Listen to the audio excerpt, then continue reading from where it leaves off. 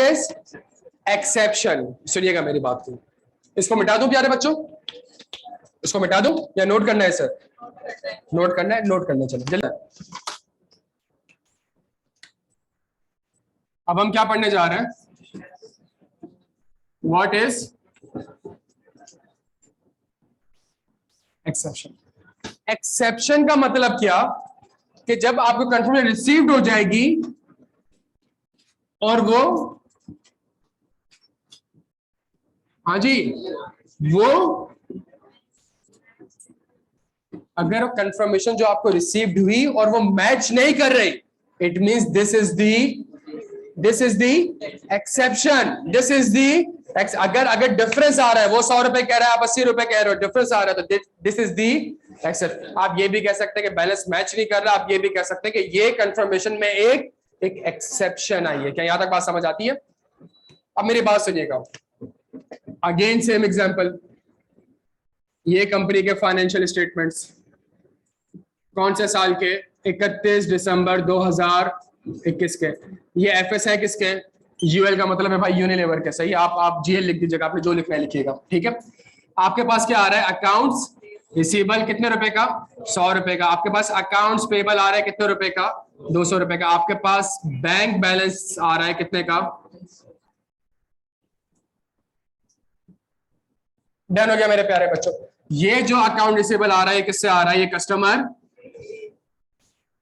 अभी हमने क्या पढ़ा? कस्टमर ए ने रिप्लाई नहीं किया, या मैनेजमेंट कस्टमर ए को कंफर्मेशन भेजने दे नहीं रही, तो आप क्या कर सकते हैं? ऑल्टरनेटिव। तो हमने ये वर्ड और ये वर्ड पढ़ा है प्यारे बच्चों, अभी हमने ये वर्ड पढ़ा, समझा इसे इस वर्ड। अगर कस्टमर ए ने रिप्लाई कर दिया है जी, रिप्लाई कर दिया, कंफर्मेशन आपको रिसीव और रिलायबल भी है लैट से, लेकिन उसने कंफर्म कितना करा? उसने कंफर्म करा 100 रुपए। पहला scenario, it means there is no exception, happy ending. अगर उसने कंफर्म करा कितने रुपए प्यारे बच्चों? 70 रुपए। आप अब सुनिएगा मेरी बात को, आपके फाइनेंशियल स्टेटमेंट्स में कितने का रिसीवेबल आ रहा है? आपको जो एविडेंस मिला है third party directly return form, वो कितने कह रहा है? अब बहुत से सवाल उठ सकते हैं, या तो ये मटेरियल मिश्रण की अमाउंट कितनी हो गई? जल्दी, मटेरियल मिश्रण की अमाउंट कितनी हो गई?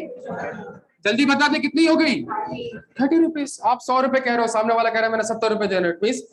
या तो 30 रुपए की गलती है, या शायद गलती पोटेंशियल मटेरियल स्टेटमेंट। सही है, ऐसा भी हो सकता है कि 30 रुपए की सेल्स कभी हुई ना हो, ये मैनेजमेंट ने फिक्टिशियस रेवेन्यू रिकॉर्ड किया हुआ हो प्यारे बच्चों, ये भी हो सकता है। और जो management, CFO, sales department, HR department, legal department, segregation duties, authorization, approval, ये सब काम गए, बिकॉज अगर कोई एरर हुआ है या कोई फ्रॉड हुआ है तो इंटरनल कंट्रोल उसको डिटेक्ट, प्रिवेंट, डिटेक्ट या करेक्ट नहीं कर पाए। क्या यहां तक मेरे प्यारे बच्चों बात समझ आती है? तो बहुत से सवाल हो सकते हैं। डन हो गया? नहीं सर, ये इनमें से कुछ भी नहीं है, ये तो एक टाइमिंग और मेजरमेंट डिफरेंस है। मैं करूंगा क्या? मैं मैनेजमेंट से कहूंगा मुझे आप क्या प्रोवाइड करें? रिकंसिलिएशन। और रिकंसिलिएशन कैसे बनेगी? Balance as per financial statement लेट से कितने रुपए का आ रहा है, मुझे उसको लेके कहां पे आना है? Balance as per bank statement. नहीं प्यारे बच्चों, रट्टा नहीं, balance as per customer confirmation. कितने रुपए का? 70 रुपए का। मैं मैनेजमेंट से कहूंगा डिफरेंस कितने का आ रहा है? 30 रुपए का। मैं मैनेजमेंट से कहूंगा मुझे 100 रुपए से लेके 70 रुपए पे क्या करके दे दो? रिकंसाइल करके दे दो। मैनेजमेंट कहेगी हाँ मैं रिकंसाइल कर सकती हूँ, मैं कहूंगा दिखाओ रिकंसिलिएशन।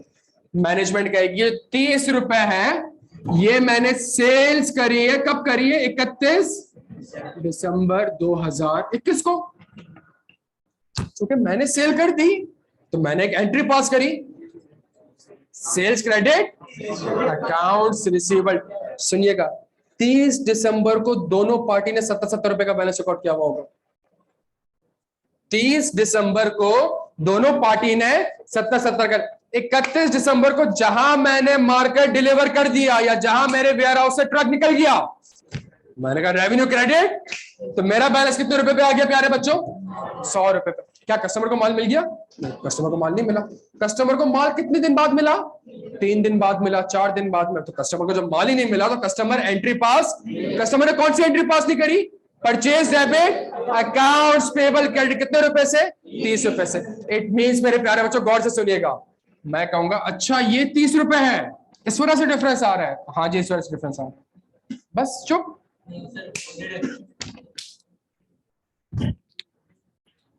इसके ऊपर काम कर चुका हूं, मिला है थर्ड पार्टी। ये एफएस में इसके ऊपर काम नहीं किया, मतलब अच्छा 31 दिसंबर को सेल हुई है, लाओ मुझे गुड्स डिलीवरी और मुझे दिखाओ कि क्या गुड्स डिलीवरी नोट पे डेट 31 दिसंबर की आ भी रही है कि नहीं आ रही? हाँ जी, हाँ मुझे सेल्स इनवॉइस दिखाओ, प्लस मुझे बताओ क्या ये सब्सिक्वेंटली इसने ये पैसे पे किए, मुझे दिखा। आप समझ रहे हैं प्यारे बच्चों? तो हम इस तरीके से अगर ये कौन सा किस चीज के ऊपर काम कर रहा हूं मैं? रिकंसाइलिंग आइटम के ऊपर काम कर रहा हूं। मैं इसको चेंज कर रहा हूं, इसको चेंज कर दूं।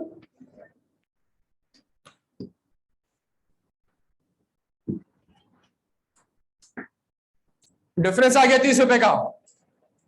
मैंने मैनेजमेंट को कहा भाई तुम तो कह रहे हो 100 रुपए, सामने वाला कह रहा है 70 रुपए। मैनेजमेंट ने कहा कस्टमर ने मेरे अकाउंट में चेक जमा कराया था कौन सी तारीख को? 31 दिसंबर को, लेकिन मेरे अकाउंट में अभी तक क्लियर नहीं हुआ। तो जब उसने चेक जमा कराया होगा तो उसने एक एंट्री बनाई होगी बैंक क्रेडिट अकाउंट्स पेबल, तो वो 100 रुपए से बैलेंस को कितने रुपए में लेके आ गया होगा? 70। मुझे अभी तक पैसे ही नहीं मिले तो मैं बैंक डेबिट कैसे करूं? मुझे तो अभी तक पैसे मिले ही नहीं है। तो आप कहोगे अच्छा ये 30 रुपए की पेमेंट, ये चेक था, मुझे चेक की कॉपी दिखाओ या मुझे वो चेक दिखाओ कितने तारीख, कौन सी तारीख का? 31 दिसंबर। और अगर ये चेक 31 दिसंबर को क्लियर नहीं हुआ तो क्या जिंदगी भर क्लियर नहीं होगा? नहीं। कब हो जाएगा? 1 जनवरी, 2 जनवरी। तो मुझे दिखा दो सब्सिक्वेंटली कि क्या ये 30 रुपए आपको रिसीव। प्यारे बच्चों क्या यहां तक बात समझ आती है? ये जो पूरा डॉक्यूमेंट है ये कहलाता है रिकंसिलिएशन, और इसके अंदर जो मैनेजमेंट ने जिस तरीके से इसको रिकंसाइल किया है ये कहलाता है रिकंसाइलिंग आइटम्स। और इस रिकंसाइलिंग आइटम्स के ऊपर आपको ऑडिट प्रोसीजर्स परफॉर्म करने होते हैं। क्या ये प्यारे बच्चों मुझे आपको 3-4 वर्ड समझ आते हैं? It could be timing difference, reconciliation बनवाओ मैनेजमेंट से, रिकंसाइलिंग आइटम के ऊपर ऑडिट प्रोसीजर्स परफॉर्म करो। और अगर ये बैंक बैलेंस वाला है बैंक बैलेंस है, होगा क्या? Balance as per bank statement कितना? 250। Balance as per, balance as per कितना? Balance as per bank confirmation कितना? आप कह रहे हो भाई मैंने तो 300 रुपए पड़ा हुआ है बैंक में, बैंक वाला कह रहे हैं 300 नहीं पड़ा हुआ, कितना पड़ा हुआ है? 250 रुपए पड़ा। मैं मैनेजमेंट को कहूंगा भाई आप कुछ और कह रहे हो, आपका बैंक कुछ और कह रहा है, मुझे इस बैलेंस को क्या करके दे दो। मैनेजमेंट आपसे कहेगी भाई 2 चीजें हैं। पहली चीज 50 रुपए का चेक मैंने बैंक में क्या करवा दिया है? डिपॉजिट। मुझे चेक रिसीव हुआ था, मैंने चेक क्या करवा दिया है, लेकिन अभी तक बैंक में क्लियर 2 दिन बाद क्लियर होगा। तो बैंक ने अभी मेरा अकाउंट 50 रुपए से क्रेडिट नहीं करा, बट चूंकि मैंने जमा करा दिया चेक तो मैंने एक एंट्री बना दी bank debit account receivable credit late से। तो मैं कहूंगा अच्छा मुझे चेक की कॉपी दिखा दो, मुझे डिपॉजिट स्लिप्स दिखा दो, और ये पैसा सब्सिक्वेंटली क्लियर। सुनिएगा 3 जनवरी को वो भी 300 रुपए पे खड़ा हुआ होगा, मैं भी 300 रुपए पे खड़ा हुआ। ये सिर्फ और सिर्फ एक टाइमिंग डिफरेंस है मेरे प्यारे बच्चों। ये सिर्फ और सिर्फ एक मेजरमेंट डिफरेंस है, ये टाइमिंग डिफरेंस है। ये मिस स्टेटमेंट उसने अपने हिसाब से अकाउंटिंग सही करी हुई है, आपने अपने हिसाब से अकाउंटिंग सही करी हुई है। क्या यहाँ तक बात समझ आती है? तभी बैंक आपको 250 रुपए कंफर्म करता है, लेकिन आप एफएस में 300 रुपए ही जब आप बनाते हो फाइनल अकाउंट, आप लेके कितने जा रहे होते हो?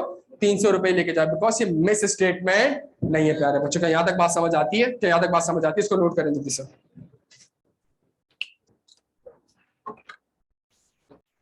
अगर मैं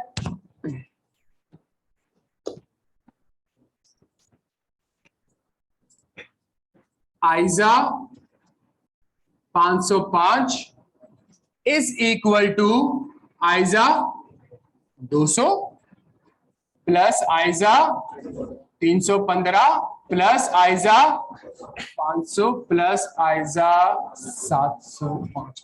इन चार स्टैंडर्ड्स को अगर आप प्लस माइनस कर लें तो आपके पास आइजा 505 बन जाएगा मेरे प्यारे बच्चों। अगर मैं आपसे कह रहा हूं डिजाइन करना है इसलिए बिकॉज आपने क्या ऑब्टेन करना है, रिलायबल। ये किस चीज की अलामत है, आइजा 500 रिलायबल ऑडिट एविडेंस किस चीज की अलामत है, आइजा 500 की। अगर आपको कंफर्मेशन रिसीव्ड हो जाती है तो आपने क्या असेस करना है, रिलायबल। रिलायबल कब नहीं होगा, ये सारी बातें कहां लिखी हुई है प्यारे बच्चों, आइजा 500 रिलायबल ऑडिट एविडेंस। यार आइजा 500 सफिशिएंट एप्रोप्रिएट ऑडिट एविडेंस में, सही है। अगर तो आपको कंफर्मेशन रिसीव नहीं होती तो आप इंक्वायरी करोगे। क्यों इंक्वायरी करोगे, बिकॉज आइजा 200 के हिसाब से आपने क्या मेंटेन करना होता है, प्रोफेशनल स्केप्टिसिज्म। जहां आपको न्यू इंफॉर्मेशन मिलती है आइजा 315 के हिसाब से आपने अपने रिस्क असेसमेंट को क्या करना पड़ेगा प्यारे बच्चों, रिवाइज करना पड़ेगा, उसके अगेंस्ट फर्दर ऑडिट प्रोसीजर। और अगर ऑल्टरनेटिव ऑडिट प्रोसीजर से आपको sufficient appropriate audit evidence obtain नहीं होते तो ये कौन सा स्टैंडर्ड अप्लाई हो जाएगा, आइजा 705। ऑल्टरनेटिव ऑडिट प्रोसीजर, जिस चीज के ऊपर आप काम कर रहे हैं ना, 300 रुपए के ऊपर काम करना है, इस 300 रुपए के ऊपर काम करने के लिए, या अकाउंट रिसीवेबल कितने रुपए का है, 100 रुपए का, तो 100 रुपए के ऊपर काम करने के लिए अगर कंफर्मेशन रिसीव नहीं होती तो आप फिर क्या करते हो, ऑल्टरनेटिव ऑडिट प्रोसीजर परफॉर्म करते हो। लेकिन अगर आप 100 रुपए पे काम करने जा रहे हो और मैनेजमेंट आपको मना कर दे कि भाई मैं तो कंफर्मेशन भेजने, और आपको एक न्यू इंफॉर्मेशन पता चल जाती है, सुनिए, और एक न्यू इंफॉर्मेशन आपके पास आती है, उस न्यू इंफॉर्मेशन के बेसिस पे अगर आपका रिस्क रिवाइज होता है, उस रिस्क के अगेंस्ट आपने ऑडिट प्रोसीजर परफॉर्म करना पड़ेगा। मैं वापस से समझाता हूं, सुनिएगा मेरी बात को, बड़े गौर से सुनिएगा। कस्टमर है कौन सा, एसएनजीपीएल, जो मैंने भी एग्जांपल दी थी। एसएनजीपीएल को मैनेजमेंट ने कहा एसएनजीपीएल से कि भाई कंफर्मेशन भेजने नहीं दे रही मैं, एसएनजीसी ने कहा मैं कंफर्मेशन भेजने, मैं कहा क्यों भेजने नहीं दे रही, उसने कहा भाई हमारा तो इंक्वायरी करी तो पता चला क्या चल रहा है, कोर्ट केस चल रहा है, सीक ऑडिट एविडेंस, जल्दी कोर्ट ऑर्डर, सही है। जब मैंने कोर्ट ऑर्डर पढ़ा मैंने कहा यार यहाँ तो रिस्क है, किस चीज का, अपने रिस्क असेसमेंट को क्या करना था प्यारे बच्चों, मैंने क्या करा, मैंने कहा यहाँ तो बैड डेट एक्सपेंस, इस बैड डेट एक्सपेंस के रिस्क के अगेंस्ट मैं nature, timing and extent of further audit procedures perform करूंगा, this is called the further audit procedure. लेकिन ये जो एसएनजीपीएल से 100 रुपए का रिसीवेबल है, इसके अगेंस्ट में क्या करूंगा, ऑल्टरनेटिव ऑडिट प्रोसीजर, और वो क्या होगा, सब्सिक्वेंट रिसिट्स देख लूंगा, जल्दी गुड्स डिलीवरी सेल्स इनवॉइस देख लूंगा। ये जो प्रोसीजर्स है ये ऑल्टरनेटिव ऑडिट प्रोसीजर है, जो न्यू इन्फॉर्मेशन मिली उससे अगर कोई रिस्क रिवाइज हो रहा है उसके अगेंस्ट जो ऑडिट प्रोसीजर करेंगे वो nature, time and extent of further evidence. आगे जाकर और डिटेल में आएंगी चीजें, सही है, पर तुम्हें कब से पूछे थे इसलिए मैं तुम्हें समझाने के लिए कर। डन हो गया प्यारे बच्चों यहाँ पे, और इसके अलावा कोई सवाल मेरे प्यारे बच्चों, तो एक चीज समझ आती है, सुनिएगा मेरी बात को, आइजा 505 इज इक्वल टू, ये बात समझ आती है मेरे प्यारे बच्चों, ये क्लियर है। 705 एक और तरीके से भी अप्लाई हो सकता है, कैसे, जल्दी जल्दी कैसे, हाँ जी, कब आएगी मटेरियल मिस स्टेटमेंट, जब एक्सेप्शंस आएंगी और एक्सेप्शन मैनेजमेंट रिकंसाइल नहीं कर रही तो आप कहोगे भाई रिसीवेबल तो 70 रुपए का, आपने रिसीवेबल 100 रुपए का रिकॉर्ड किया, भाई 30 रुपए की क्या है मिस स्टेटमेंट। अगर ये मटेरियल मिस स्टेटमेंट है तो क्वालिफाइड, मटेरियल प्लस परवेसिव है तो एडवर्स। ये जो मैंने आपसे बात करी है ये आइजा में नहीं लिखी हुई, लेकिन अगर आपको स्ट्रक्चर पता होगा चीजों को तो आप खुद से बैठ के ये चीजें प्रोड्यूस कर सकते हो। क्या यहाँ तक बात समझ आती है, क्लियर है प्यारे बच्चों हम सारे यहाँ पे। तो स्कोप लिमिटेशन का लिखा हुआ है, और अगर पेपर में सवाल आ जाए कि भाई 30 रुपए तो गलत है, तो बच्चा स्कोप लिमिटेशन छाप के आ जाएगा, नहीं यार तो मिस स्टेटमेंट है। तो अगर मटेरियल है तो क्वालिफाइड, मटेरियल प्लस परवेसिव है तो प्यारे बच्चों को यहाँ तक बात समझ आती है। एक आखिरी क्वेश्चन, तो हमने शुरू के 5-6 क्लासेस जो पढ़ा मेरे प्यारे बच्चों, देखिए एक चीज बड़ी, मुझे 15 मिनट दे, मुझे सुकून से सुनो।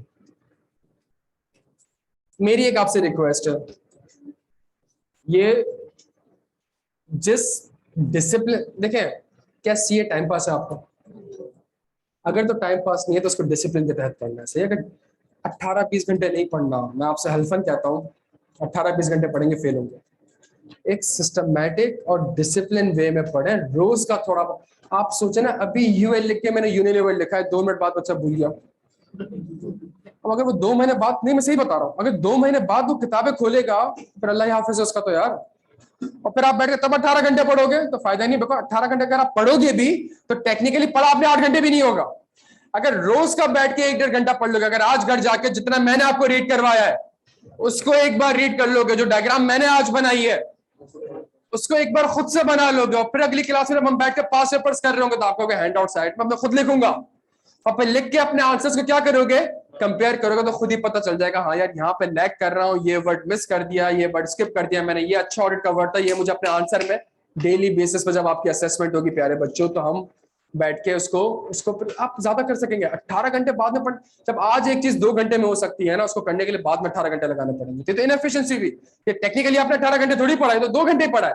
अगर आज आप बैठ के 2 घंटे पढ़ लेंगे तो आप सोचो ना, अगर घर जाके आप आधा पौना घंटा लगाएं तो आप जल्दी से रिवाइज कर लेंगे उसको, रादर देन कि आप 2 दिन बाद, 2 महीने बाद अगर आप ऐसा 505 उठाएं तो आपको लगता है कि आप आधे पौने घंटे में रिवाइज कर सकेंगे? नहीं, वो तो माहौल ही नहीं बनता आप लोगों का। तो यार क्या यहां तक बात समझ आ रही है? तो सिस्टमैटिक और डिसिप्लिन वे में पढ़ना है प्यारे बच्चों, स्ट्रक्चर्ड वे में पढ़ना है, खुदा का वास्ता। सेकंड चीज, कल शायद पहला रोजा है, सही है यार, मैं एक सिंपल सी गुजारिश है आप लोगों से, बड़ी बड़ी, मैं रमजान में पढ़ाऊंगा, सही है ना, बिकॉज टीचिंग मेरे लिए एक इबादत है, तो मैं रमजान में पढ़ाऊंगा, और रमजान में मैं ऐसे नहीं पढ़ाऊंगा कि मैं बैठा हुआ या एनर्जी मेरी डाउन हो, सही है, बिकॉज ऐसा नहीं, मेरी एनर्जी ज्यादा होती है रमजान में, ठीक है। वो लड़का किधर गया यार जो कल रात मैसेज कर रहा था? आज फुल एक, प्यारे बच्चों मेरी बात समझने की कोशिश करिएगा यार, ये एक्सक्यूज नहीं होना चाहिए चूंकि रमजान है तो मैं नहीं पढ़ूंगा। तो रमजान में रोजे रखने का आपको कोई फायदा नहीं। अगर आपका ये माइंड सेट है कि यार चूंकि आप अल्लाह का शुक्र करें कि आप एक कमरे में बैठ के इल्म हासिल कर रहे हैं, आप उनका सोचें जो बेचारे मजदूर वगैरह होंगे और सुबह 6, साढ़े 6, 7 बजे के निकले हुए होंगे, वो किस तरीके से कर रहे हैं। जब उनके लिए कोई एक्सक्यूज नहीं है, वो भी काम कर रहे हैं, तो आप तो उससे बढ़ के काम कर रहे हैं, आप इल्म हासिल कर रहे हैं। तो ये बिल्कुल भी एक्सक्यूज नहीं होना चाहिए कि चूंकि रमजान है तो मैं रमजान में पढ़ूंगा नहीं, सही है, मैं रमजान के बाद पढ़ूंगा, नहीं फिर ईद आ जाएगी, ईद में नहीं पढ़ना, फिर उसके बाद ईद के बाद फिर वो बकरा ईद आ जाएगी, फिर रिजल्ट आ जाए, फिर आपने कहा लानत पढ़ना ही नहीं है मैंने सब्जेक्ट। प्यारे बच्चों खुदा का वास्ता है, खुदा का वास्ता है, ये रमजान आपकी पढ़ाई का एक्सक्यूज नहीं होना चाहिए, सही है, ये बिल्कुल भी आपका एक्सक्यूज नहीं होना चाहिए। जिस पोटेंशियल से, जिस डिसिप्लिन से आप पढ़ रहे हैं, ये आपने उसको कंटिन्यू रखना है। मैं अगेन आपसे कह रहा हूँ, रोज का आधा पौना घंटा पढ़ लेंगे, एंड में 18 घंटे पढ़ने की जरूरत, ये आपसे मैं गारंटी के साथ कहता हूँ। यहां तक बात समझ आती है? एक आखिरी बात मेरी सुने यार, रमजान में मेरी टाइमिंग जो होगी, मेरी फॉर्म की टाइमिंग सुबह 9 से 3, साढ़े 3 तक है, तो हमारी क्लास 3:30 से 5:15, साढ़े 5 तक होती है। हाँ यार, मोस्ट प्रोबेबली शायद ऑल्टरनेटिव डेज हो, मंडे होगी तो फिर वेडनेसडे, अब हमारी अगली क्लास मंडे को होगी मोस्ट में, तो मंडे होगी फिर वेडनेसडे होगी। कल लेनी क्लास हम कल ले सकते हैं क्लास।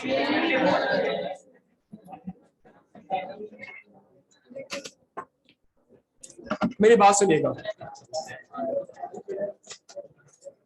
बच्चों, चलो आ जाओ, एक आपके फायदे की बात है, मेरा कोई फायदा नहीं है इसमें, आपके फायदे की बात है। क्या ये आज की क्लास में पढ़ के ये समझ आया कि सर जो पुरानी 6-7 क्लासेस थी वो कितनी अहम थी?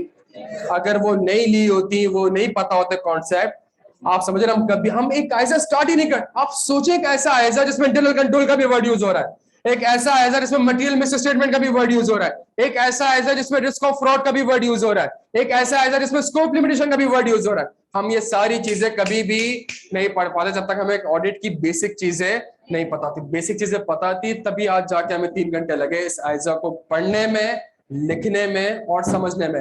अभी 3 से 4 क्लासेस और लगेंगी इसके ऊपर, इसको ड्राफ्ट करने में, आप उसके सवालात करने में। जो अब हमारी क्लासेस होंगी, अगली क्लास में एक बड़ा जबरदस्त कॉन्सेप्ट हम पढ़ेंगे और उसी के ऊपर हमारी 2-3 क्लासेस लग जाएंगी। 4 वर्ड्स हैं, उस 4 वर्ड को समझने में 1-1.5 घंटा लगेगा। उस 1-1.5 घंटे के बाद हमें 3 से 4 घंटे उस 4 वर्ड्स की ड्राफ्टिंग करनी पड़ेगी। जब बात समझ आ रही है आपके? ये जो हमने पढ़ा है इसके ऊपर भी सवाल है, लेकिन जो एक कॉन्सेप्ट है उसके ऊपर हमारी कोई 3 से 4 क्लासेस लग जाएगी। क्या तक बात समझ आती है? एक चीज, क्या हो गया दोस्त, बोलो जोर से बोलो, पक्का? एक चीज बड़ी इंपॉर्टेंट है सर, ये पढ़ लिया, ये पढ़ लिया, ये पढ़ लिया, ये पढ़ लिया, तो इसकी मदद से, तो सर अगर ये पढ़ लिया तो क्या इससे आगे फायदा होगा? होगा, बताए। अगर ये पढ़ लिया, अगर ये चार चीजों से पढ़ के मैं ये सोनेट पढ़ रहा हूं, तो ये जब सोनेट पढ़ लिया तो क्या इसको पढ़ के मैं कुछ और पढ़ सकता हूँ? आपकी सोच है मैं क्या कुछ पढ़ सकता हूँ। मेरी बात सुनिएगा और गौर से सुनिएगा।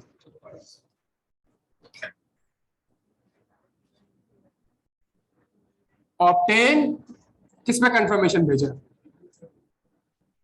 पेबल्स पे। Obtain payables schedule as at 31 December. Done हो गया? Select samples from payable schedule and inspect Lantio inspect and send confirmation। सही है। if received assess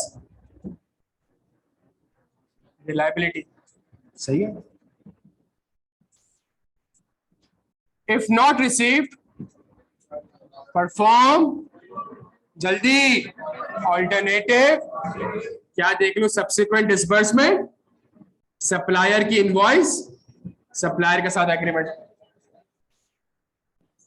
if received and reliable, R&R, received and reliable, match the balance with FS या GL। if matched happy ending, if not matched obtain जल्दी obtain reconciliation, perform जल्दी procedures on reconciling। क्या ये बात समझ आती है? अच्छी समझ आती है बच्चों? मुबारक हो, हमने अकाउंट्स पेबल के ऑडिट प्रोसीजर्स पढ़ लिए। हमने अकाउंट्स पेबल के ऑडिट प्रोसीजर्स पढ़ लिए।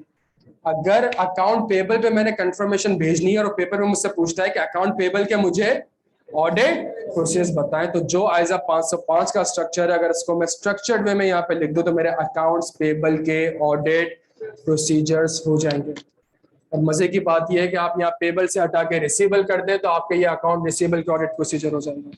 अगर आप रिसीवेबल हटा के कैश एंड बैंक लिख दें तो कैश एंड बैंक के ऑडिट प्रोसीजर हो जाएंगे। अगर आप कैश एंड बैंक हटा के बैंक लोन लिख दें तो आपके बैंक लोन के ऑडिट प्रोसीजर हो जाएंगे। चेंज क्या हो रहा होगा? सिर्फ और सिर्फ ऑल्टरनेटिव ऑडिट प्रोसीजर। सप्लायर के केस में आपने एसडी क्या था?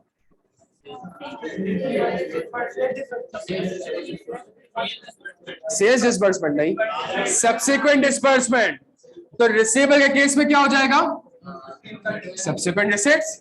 सही है। वहां पे सप्लायर की इनवॉइस थी, यहाँ पे सेल्स की इनवॉइस आ जाएगी। वहां पे सप्लायर के साथ एग्रीमेंट था, यहाँ पे।